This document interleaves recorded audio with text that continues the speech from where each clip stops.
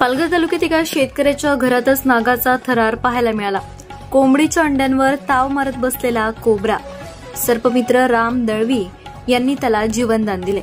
पालघर तालुक्यातील 5 बंगला परिसरात एका शेतकऱ्याच्या घरात विषारी भारतीय नाग इंडियन कोब्रा शिरल्याने एकच खळबळ उडाली। विशेष म्हणजे हा नाग घरातील कोंबडीच्या अंड्यांवर ताव मारत बसलेला होता आणि त्याने तब्बल 11 अंडी गिळल्याचे समोर आले।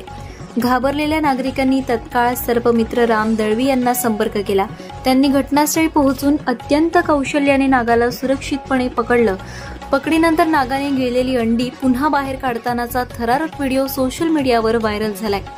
सर्पमित्रांनी हा नाग सुरक्षित ठिकाणी जंगलात सोडून दिला, त्यामुळे मोठा अनर्थ टळलाय। भारतीय नाग हा अत्यंत विषारी साप असून तो प्रामुख्याने उंदीर, बेडूक आणि लहान प्राणी खातो। माणसांवर तो फक्त स्वतःच्या बचावासाठी हल्ला करतो।